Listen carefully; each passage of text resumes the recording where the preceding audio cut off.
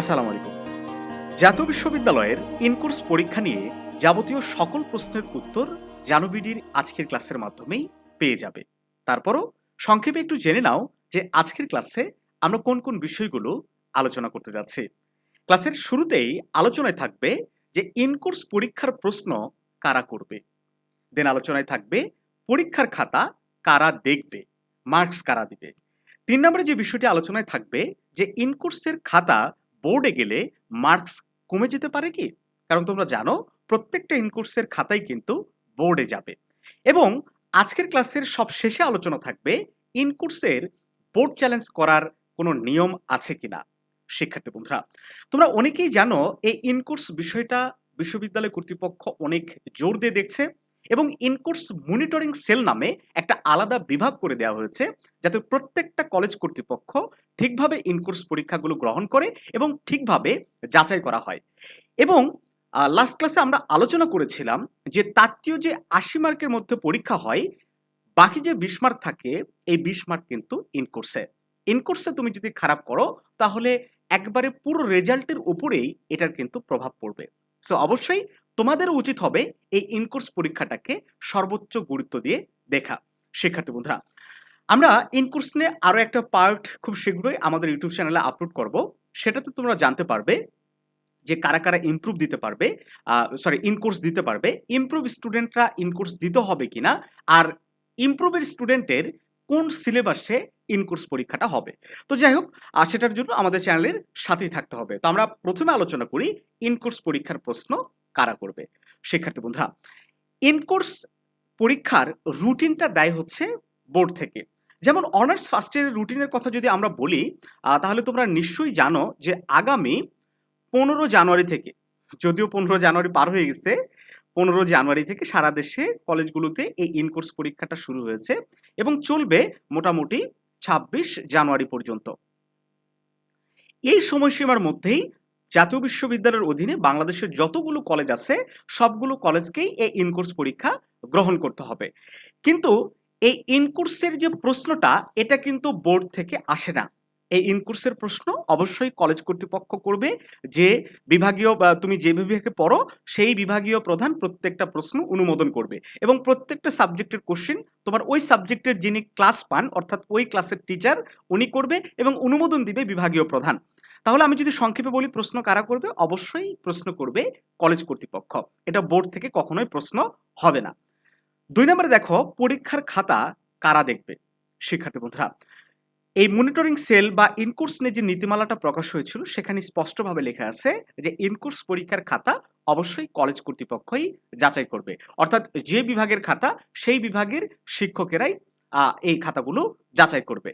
এখন আসি ইনকোর্স পরীক্ষার খাতা বোর্ডে গেলে মার্কস কমে যেতে পারে কিনা। কারণ তোমরা জানো প্রত্যেকটা খাতা পরীক্ষা শেষ হওয়ার পরে কিন্তু একেবারে গাজীপুর মানে প্রধান অফিস সহ আঞ্চলিক অফিসগুলোতেও কিন্তু কলেজ কর্তৃপক্ষ প্রেরণ করতে পারে এবং সেখানে একটা কিন্তু একবার সিলগালা করে পাঠাতে হয়। হ্যাঁ, তো অনেকের ধারণা যে এই খাতাগুলো মনে হয় পুনরায় বিশ্ববিদ্যালয়ের কোনো মাধ্যমে খাতাগুলো চেক করা হয়, কিন্তু না, এই খাতাগুলো তারা জাস্ট দেখে যে আসলেই খাতাগুলো যাচাই করা হয়েছে কিনা। কারণ আমাদের বাঙালি জাতি হিসেবে আমরা অনেকটাই কি অলস জাতি। আমরা খাতা দেখতে চাই না। সবকিছুতে ফাঁকিবাজি করতে চাই। টিচাররা অনেক সময় খাতা না দেখেই মার্কস দিয়ে দিত। আগে যেটা হতো। তো সেই বিষয়টার যেন পুনরাবৃত্তি না ঘটে এজন্যই কিন্তু বিশ্ববিদ্যালয় কর্তৃপক্ষ এরকম একটা নিয়ম করে দিয়েছে যে এখন থেকে খাতাগুলো যাচাই করতে হবে এবং তারা সঠিকভাবে যাচাই করেছে কিনা এইটাও মনিটরিং করা হবে। আর এ কারণেই কিন্তু খাতাগুলো বোর্ডে যায়। তারা পুনরায় যেহেতু খাতা দেখে না, সো মার্কস কমে যাওয়ার কোনো সম্ভাবনাই কিন্তু এখানে নাই। ওই খাতাতে যা মার্কস দিবে ওইটাই চূড়ান্ত হবে। এখন আসি ইনকোর্সের বোর্ড চ্যালেঞ্জ করা যায় কিনা। না, ইনকোর্সে কখনোই তুমি বোর্ড চ্যালেঞ্জ করতে পারবে না। আর বোর্ড চ্যালেঞ্জের বিষয়টা এই কারণে আসে যে অনেক সময় ইনকোর্সে একটা স্টুডেন্টকে অন্যায়ভাবে হোক বা জেনে বুঝে হোক যেভাবে হোক অনেক কম মার্কস দেওয়া হয়। ধরে নাও ২০-এর মধ্যে একটা স্টুডেন্টকে ৮ দিছে। আসলে ও প্রত্যেকটা পরীক্ষায় পার্টিসিপেট করছে, ভালো এক্সাম দিছে, তারপরও ৮ দিছে। কিন্তু অনেক সময় দেখা যায় যে কোনো স্টুডেন্ট শুধু অ্যাটেন্ডেন্স দিয়ে বাসায় চলে গেছে, সে খাতায় কিছু লেখে নাই। ওই স্টুডেন্টরাও ১৫-২০ পেয়েছে। তো এই ধরনের অন্যায়গুলো যখন কোনো স্টুডেন্ট দেখে তখন তার স্বভাবতই মনে প্রশ্ন জাগে যে বোর্ড চ্যালেঞ্জ করা যায় কিনা। না, ইনকোর্সের খাতা কোনোভাবেই তুমি বোর্ড চ্যালেঞ্জ করতে পারবে না। তো এর বাইরে আমরা আরো একটা আজকের ক্লাসের বিষয়ে আলোচনা করব, যেটা শুরুতে আমরা দেখাতে ভুলে গিয়েছি, যে ইন কোর্সে ন্যূনতম কত মার্কস পাওয়া যায়। শিক্ষার্থী বন্ধুরা, দেখো ইন কোর্সের যে মার্কস ডিস্ট্রিবিউশন, এইটা একটু ভালো করে জেনে নাও। ইন কোর্সের মার্কটা দুই ভাগে ভাগ করা। একটা হচ্ছে লিখিত, ভালো করে বুঝবা, একটা হচ্ছে লিখিত আর একটা হচ্ছে উপস্থিতি। ওকে, তো এই লিখিত পরীক্ষা হয় 15 মার্কের মধ্যে আর উপস্থিতি হয় 5 মার্কের মধ্যে। যারা 75% উপর অ্যাটেন্ডেন্স থাকবে তাদেরকে ইউজুয়ালি 5 মার্ক করে দেওয়া হয়। ওকে, তো আমি ধরে নিলাম যে সবাইকেই যেহেতু তোমাকে মানে ফর্ম ফিল আপ করার সুযোগ দিচ্ছে, তাহলে অবশ্যই তুমি এখানে 5 মার্ক তোমাকে দিচ্ছে। আচ্ছা, আমরা ন্যূনতম 4 ধরলাম। এখন এই লিখিততে সর্বনিম্ন একেবারে তুমি যদি সাদা খাতাও জমা দিয়ে আসো, তারপরে কলেজ ভেদে 8 থেকে 10 দিয়ে থাকে। তুমি যদি একটু লিখে আসো তাহলে 10 থেকে 12 মার্কস কিন্তু পেয়ে যাবে।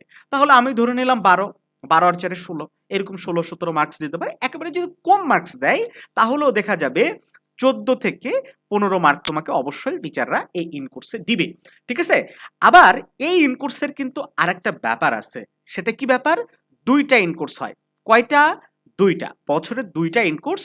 আর এই যে 5 মার্ক শুধু এটা উপস্থিতির উপর মানে দেয় না, এটার সাথে অ্যাসাইনমেন্টও আছে। যদিও অনেক কলেজে অ্যাসাইনমেন্টগুলো নেয় না, তারপরে কিন্তু এখানে একটা অ্যাসাইনমেন্টের ব্যাপার আছে। তো যাই হোক, তো এই 2টা ইন কোর্সের মার্কস কিন্তু আবার গড় করা হয়। 2টা ইন কোর্সের মার্ক গড় করে তারপরেই কিন্তু বোর্ডে প্রেরণ করা হয়। আর সবচেয়ে বেশি গুরুত্বপূর্ণ বিষয় হচ্ছে এবছর কিন্তু সম্পূর্ণ একটা নতুন নিয়ম করা হয়েছে। সেটা কি? ফরম পূরণ। দেখো, ফরম পূরণের সময় এই ইন কোর্সের মার্ক আগে দিতে হতো। মানে তুমি আগে ফর্ম পূরণ করবা, টিচার যখন তোমার বিভাগীয় প্রধান যখন এইটা জাতীয় বিশ্ববিদ্যালয়ে এন্ট্রি করবে তখন এই ফর্ম পূরণের মার্কসটা কিন্তু দিত। কিন্তু এখন সেই নিয়ম নাই। এখন হইতেছে যে ফর্ম পূরণের অনেক আগেই কলেজ কর্তৃপক্ষকে ইন কোর্সের মার্কগুলা তাদের ওয়েবসাইটে বা সার্ভারে আপলোড করে দিতে হবে। কাজেই যারা ইন কোর্স দিবে না বা ইন কোর্সে ফেল করবে তারা কিন্তু কোনোভাবেই আর ফর্ম ফিল আপ করতে পারবে না। তো ফর্ম ফিল আপ করতে না পারলে পরীক্ষা তো অনেক দূরের বিষয়। তো যাই হোক শিক্ষার্থী বন্ধুরা, ইন কোর্স নিয়ে যাবতীয় সকল তথ্যই আমরা তোমাদের সামনে তুলে ধরলাম। এর বাইরেও তোমাদের অনেক প্রশ্ন থাকতে পারে, সেগুলো কমেন্ট করে জানাতে পারো। আমরা প্রত্যেকটা কমেন্টের কিন্তু রিপ্লাই দেই। তাছাড়া তোমরা আমাদের হোয়াটসঅ্যাপে যুক্ত হয়ে আমাদের হোয়াটসঅ্যাপেও তোমাদের বিভিন্ন বিষয় নিয়ে আলোচনা করতে পারো। আমাদের ফেসবুক গ্রুপেও তোমাদের বিভিন্ন প্রশ্নগুলো তুলে ধরতে পারো। আমরা তোমাদের সর্বোচ্চ সহযোগিতা করার চেষ্টা করব। একই সাথে আরো একটা অ্যানাউন্সমেন্ট করতে চাই। অনার্স প্রথম বর্ষের আমাদের একটা স্পেশাল ব্যাচ, মেন্টর কোর্সের 2 নাম্বার ব্যাচ। ওকে, মেন্টর কোর্সের 2 নাম্বার ব্যাচে ভর্তি চলছে। অসংখ্য স্টুডেন্ট ইতিমধ্যে আমাদের সাথে যুক্ত হয়ে কিন্তু তারা আমাদের রুটিন মাফিক পড়াশোনা করছে, রেগুলারলি পরীক্ষা দিচ্ছে, হ্যাঁ, তারা ক্লাস করছে লাইভ। তো আমি মনে করি যারা এই পড়াশোনার মধ্যে আছে তারা অবশ্যই ভালো কিছু করবে। দেখো, আমি একটা তোমাদেরকে নোটস দেখাই যে আমরা কিরকম নোটসগুলো তোমাদেরকে প্রোভাইড করি। হ্যাঁ, যদিও ফার্স্ট ইয়ারের নোটস আমার হাতের কাছে নাই, সেকেন্ড ইয়ার একটা নোটস আছে, সেকেন্ড ইয়ারের নোটসটাই দেখাই। তো এইটা হচ্ছে সেকেন্ড ইয়ারের একদম নতুন একটা নোট। সেকেন্ড ইয়ারের স্টুডেন্টদের কিন্তু আমরা ভর্তি নিচ্ছি। হ্যাঁ, মোটামুটি ওই ব্যাচ একেবারে ফিল আপের পথে। তো যারা ভর্তি হতে চাও হতে পারো। একেবারে আমাদের নোটসগুলো অধ্যায় ভিত্তিক। তো এই অধ্যায়ের জন্য তোমার কোন কোন প্রশ্ন পড়তে হবে, ক বিভাগ থেকে কয়টা, খ বিভাগ থেকে কয়টা, হ্যাঁ, এইভাবে প্রত্যেকটা আমরা সাজাই দিচ্ছি। যার কারণে অনেকেই বুঝতে পারছো না যে কোনটা ছেড়ে কোনটা তোমার পড়া উচিত। এই কনফিউশনে কিন্তু তোমাকে পড়তে হবে না। তা আমি মনে করি এই কোর্সে ভর্তি হয়ে নোটসগুলো কালেক্ট করে নাও।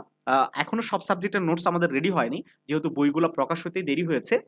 তো যে কয়টা রেডি হয়েছে সেই কয়টা কালেক্ট করে নাও। আর ক্লাসগুলো করো, রেগুলারলি আমাদের ইনস্ট্রাকশনের মধ্যে থাকো। আশা করছি গুছিয়ে একটা প্রস্তুতি নিতে পারবে। আর গোছানো প্রস্তুতি মানেই ভালো একটা রেজাল্ট। তোমার টার্গেট থাকবে যেভাবেই হোক ফার্স্ট ইয়ারে ফার্স্ট ক্লাস রেজাল্ট করা। ফার্স্ট ক্লাস মিস হয়ে গেলে কিন্তু তোমাকে এটার জন্য পরবর্তী ইয়ারগুলোতে ভুগতে হবে। ওকে, একটা বিষয় ক্লিয়ার যে পড়াশোনা ছাড়া কোনোভাবেই তুমি ভালো একটা প্রস্তুতি নিতে পারবে না। তো এই বিষয়ে আরো বিস্তারিত জানার জন্য স্ক্রিনে দেওয়া হোয়াটসঅ্যাপ নাম্বারে যোগাযোগ করতে পারো। যোগাযোগ করে জেনে নাও। জেনে নিয়ে তোমার যদি পছন্দ হয় তাহলে তুমি আমাদের সাথে যুক্ত হতে পারো। যুক্ত হয়ে হোয়াটসঅ্যাপ প্রাইভেট গ্রুপে অ্যাড হবা, ফেসবুক প্রাইভেট গ্রুপে অ্যাড হবা এবং নিয়মিত আমাদের কার্যক্রমগুলোতে অংশগ্রহণ করবা। তো দেখা হচ্ছে নতুন কোনো ক্লাসে।